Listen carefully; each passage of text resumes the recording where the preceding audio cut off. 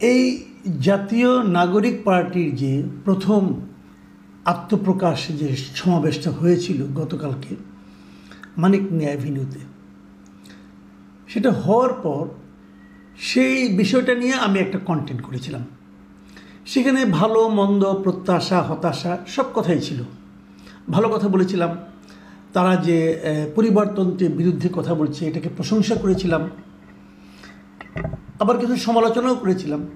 তবে এটা প্রচারিত হওয়ার পর আজকে আমি দেখলাম যে এটার অনেকগুলো কমেন্ট এসেছে। সেখানে কতগুলো কমেন্ট খুব কমন। যেমন কিছু কমেন্ট আছে যে আপনার কি আর কোনো কাজ নাই, আপনি সবারই সমালোচনা করেন, কেউ এরকম বলেছে। কেউ বলেছে কখনো তো দেখলাম না যে আপনি আওয়ামী লীগ বিএনপির জনসভার খরচ কত হয় সেটা নিয়ে কোনো প্রশ্ন করতে, এরকম কথা এসেছে।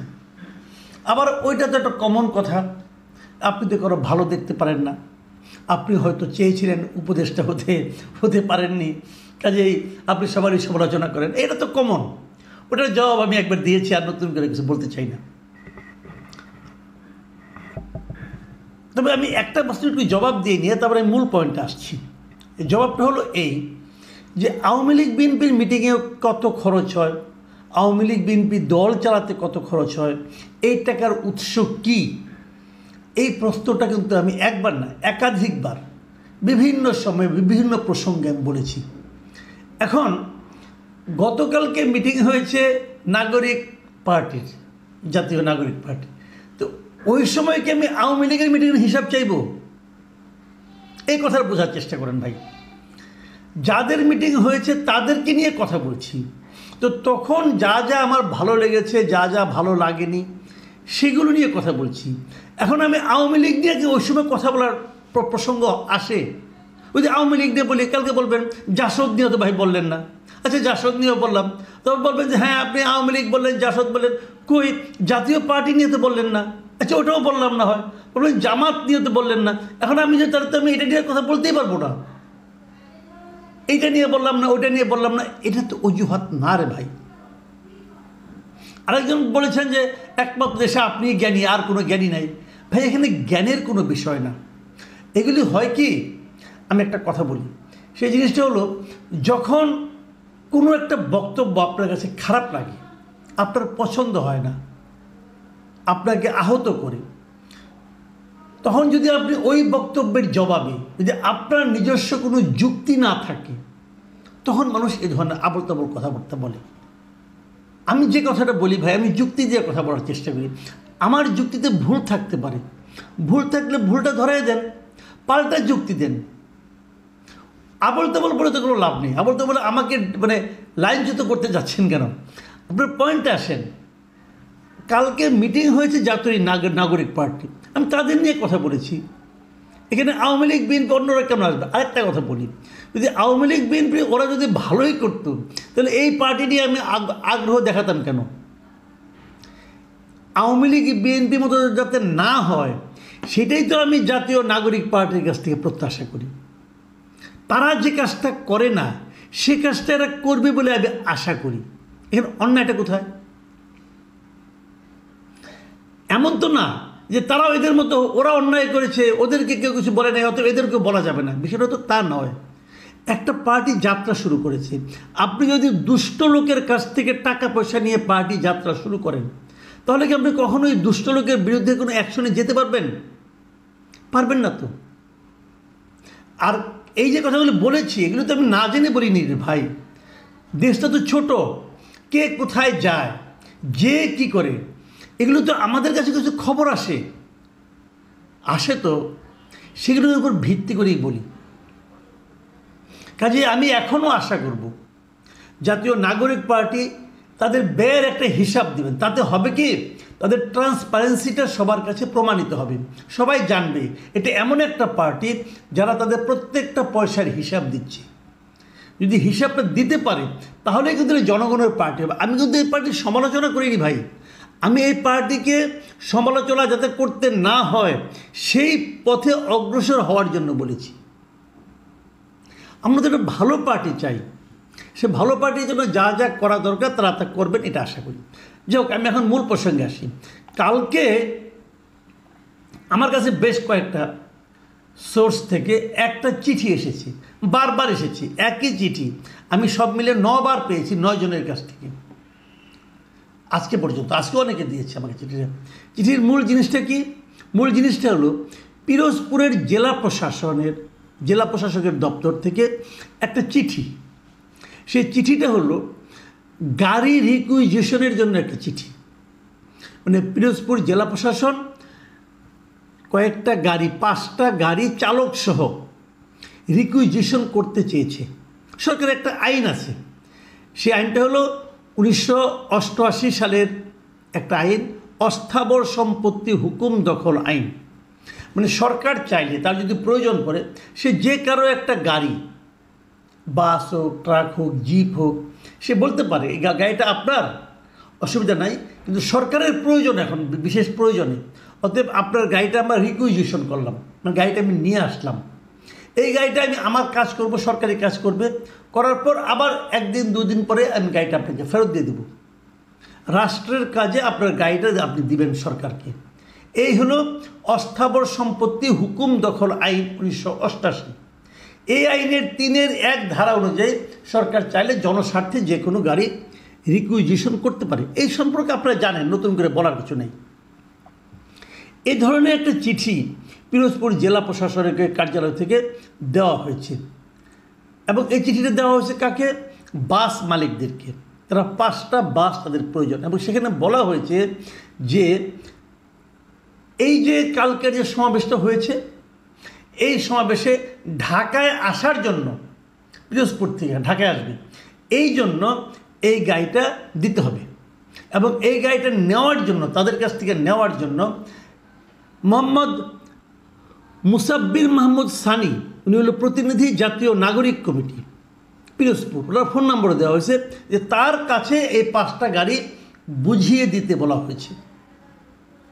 এই চিঠিটা নিয়ে অনেক হইচই হয়েছে, আমার কাছেও এসেছে। আমাকে অনেকে বলেছে, দেখেন এটা দেখেন, এইভাবে এই সরকার এই জাতীয় নাগরিক কমিটির লোকদের মাধ্যমে, এই জাতীয় নাগরিক পার্টি যেটা হচ্ছে, এদেরকে নানাভাবে হেল্প করছে, সাহায্য করছে সরকার। যদি সরকার সাহায্য করে, তাহলে এটাকে আমরা কিংস পার্টি বলবো না কেন? অথবা সরকার কি কেবল একটা পার্টিকে সাহায্য করতে পারে? সরকারের কাছে তো সব পার্টির সমান হওয়া উচিত। তাহলে লেভেল প্লেইং ফিল্ডটা হলো কীভাবে? কিন্তু আমি কালকে এটা নিয়ে কিছু করিনি। এই কারণে আমার কাছে চিঠিটা না আসলে অবিশ্বাস্য ঠেকেছে যে সরকার এরকম করতে পারে। একটা জেলা প্রশাসন এভাবে উদ্যোগ নিয়ে এদেরকে, একটা মাত্র দলকে এভাবে হেল্প করতে পারে।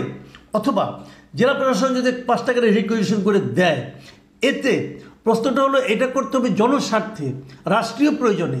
এখানে সরকারি কাজ বা জনস্বার্থে কীভাবে এখানে কাজ হলো? এটা কি জনস্বার্থ হলো? এটা কি সরকারি কাজ হলো? তো আমার না এটা অবিশ্বাস্য হয়ে গেছে। একটা জেলা প্রশাসক কি এতটাই মূর্খ হবে যে এই ধরনের একটা চিঠিতে সিগনেচার করতে পারবে? সে তো মুখে বলে দিলেই হয়, চিঠি দেওয়ার দরকারটা কি? এটা কি মানে আমি বুঝতে পারছিলাম না, আমার কাছে অবিশ্বাস্য লাগছিল। আমি কাল রাত্রে 2-একটা অন্য জেলায় যোগাযোগ করেছি। আমি মানে আমার পরিচিত বেশ কয়েকটা জেলা প্রশাসনের সঙ্গে যোগাযোগ করেছি, তারা বলছে না, তারা এই ধরনের কোনো চিঠি ইস্যু করেনি। তো আমার সন্দেহ হলো যে অন্য কেউ যেহেতু করেনি, আমি 3টা জেলাতে যোগাযোগ করেছিলাম, 3 জেলায় আমি পাইনি। যেহেতু 3 জেলায় পাইনি, এই জেলায় হবে কেন আমি ঠিক বুঝতে পারছিলাম না। তো যে কারণে ওটা নিয়ে আমি কিছু করিনি। আজকে একটা ঘটনা চোখে পড়লো, সেটা হলো যে আজকে একটা প্রেস কনফারেন্স হয়েছিল। প্রধান উপদেষ্টার প্রেস সচিব শফিকুল আলম, উনি একটা প্রেস কনফারেন্সে উপস্থিত হয়ে বলেছেন, উনি নিজে ওই পিরোজপুরের বাস রিকুইজিশনের ব্যাপারটাকে একটা ব্যাখ্যা দিয়েছেন, এবং উনি বলেছেন যে উনি নিজে ওদের সঙ্গে পিরোজপুরের সঙ্গে যোগাযোগ করেছেন, এবং তারা স্বীকার করেছে তারা এরকম একটা চিঠি দিয়েছে। এবং এই চিঠি দেওয়ার বিষয়টাকে উনি কীভাবে জাস্টিফাই করার চেষ্টা করছেন সেটা আপনাদেরকে একটু বলি। আমি ওনার বিষয়টাকে বলি। উনি বলেছেন যে এটা দিয়েছেন ঠিক আছে, কিন্তু এখানে অন্তর্বর্তী সরকারের কোনো ভূমিকা নাই। বুঝলেন? জেলা প্রশাসন বাস রিকুইজিশন করেছে, এতে অন্তর্বর্তী সরকারের কোনো ভূমিকা নাই। তাহলে জেলা প্রশাসনকে সরকারের বাইরে কেউ? আপনাদের কাছে কী মনে হয়? জেলা প্রশাসন কি সরকারের বাইরে? জেলা প্রশাসন যেটা করছে এটা সরকারের কাজ করছে। তাহলে এই শফিক সাহেব কীভাবে এই ব্যাখ্যাটা দিলেন? আমার কাছে আমি ওনাকে মেধাবী লোক হিসেবে জানি। তো উনি মানে এটা কি বেকায়দায় পড়ে গেলে অথবা যুক্তি না থাকলে, যেভাবে যে একটু আগে বললাম, যখন যুক্তি নেই তখন উল্টাপাল্টা কথা বলা, কারণ এটা কি সেই ধরনের কিছু একটা হলো? দেখুন, উনি আরও কিছু কথা বলেছেন। উনি বলেছেন যে পিরোজপুর শাখা বৈষম্য বিরোধী ছাত্র আন্দোলন এবং নাগরিক কমিটি এবং জুলাই গণ অভ্যুত্থানে যারা আহত ও নিহত পরিবারের সদস্যদের অনুরোধে জেলা প্রশাসন বাস রিকুইজিশনের সহায়তা করেছে, তবে জেলা প্রশাসন কোনো খরচ দেয়নি। মানে বাস রিকুইজিশন তাহলে জেলা প্রশাসন করেছে, উনি বলেছেন সহায়তা করেছে। এখানে সহায়তা তো করার কোনো স্কোপ নাই, কারণ রিকুইজিশন তো ওই স্টুডেন্টরা করতে পারবে না, রিকুইজিশন সরকারকেই করতে হবে। তো জেলা প্রশাসন সহায়তা কেন করবে? এটা তো সহায়তা করার কোনো সুযোগ নেই। কি বলছেন আমার কাছে ক্লিয়ার না, জ্ঞানী মানুষ তো বুঝি না, উনি হয়তো অনেক জ্ঞানী মানুষ, জ্ঞানের কথা বলেছেন, আমি বুঝতে পারিনি। উনি আরেকটা কথা বলেছেন, তিনি বলেছেন অন্তর্বর্তী সরকার মনে করে সব দলের জন্য লেভেল প্লেয়িং ফিল্ড, সবার জন্য সমান সুযোগ তৈরি করছে, যাতে সুন্দর, অবাধ ও স্বচ্ছ একটি নির্বাচনে সব দল অংশগ্রহণ করতে পারে। এটা সরকারের মূল দায়িত্ব। সরকার সব দলের কাছে সমান। লেভেল প্লেয়িং ফিল্ড কে তৈরি করেছে? অন্তর্বর্তী সরকার করছে। কালকে যদি বিএনপি একটা মিটিং করতে চায়, তারা যদি এরকম বাস আনতে চায়, পিরোজপুরের জেলা প্রশাসন তাদেরকে 5টা-10টা বাস দিবে, ম্যানেজ করে দিবে? যদি জাতীয় পার্টি করতে চায়, যদি জামাত করতে চায়, যদি অন্য কোনো বাম দল করতে চায়, দিবে তারা? তো লেভেল প্লেয়িং ফিল্ড আপনি কীভাবে করলেন? এদেশে আওয়ামী লীগ একটা বৈধ রাজনৈতিক দল, তারা যদি লিফলেট বিতরণ করে, তাহলে এই শফিকুল আলম সাহেব বলে তাদেরকে গ্রেপ্তার করা হবে। কোন আইনে গ্রেপ্তার করবেন আপনি ভাই? আইনটা বুঝান, আপনি আইনের লোক। একটা বৈধ পলিটিক্যাল পার্টি লিফলেট বিতরণ করবে তাদের রাজনৈতিক কর্মসূচির পক্ষে, তাকে আপনি গ্রেপ্তার করবেন কোন আইনে? গ্রেপ্তার করা হয়েছে। আর আর এরা একটা পলিটিক্যাল পার্টি, জাতীয় নাগরিক পার্টি, এদের পার্টিতে লোক আসবে পিরোজপুর থেকে, জেলা প্রশাসন 5টা বাস রিকুইজিশন করে দিচ্ছে, দেওয়ার জন্য চিঠি দিচ্ছে, আর আপনি বলছেন সরকার লেভেল প্লেইং তৈরি করছে। এই হলো আপনাদের লেভেলের নমুনা। এখনও নির্বাচনের ঘোষণাই আসে নাই, এখনই এটা শুরু করেছেন। যখন নির্বাচন শুরু হয়ে যাবে, ঘোষণা আসবে, তখন কি করবেন নিশ্চয়ই বুঝতে পেরেছেন।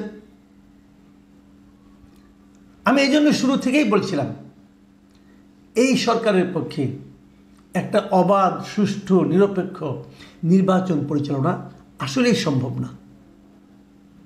তার নমুনা দেখা শুরু করেছেন, আগামীতে আরও দেখতে থাকবেন, এবং সেই নমুনা দেখানোর পাশাপাশি ওনাদের এরকম উদ্ভট যুক্তিও শুনতে থাকবেন।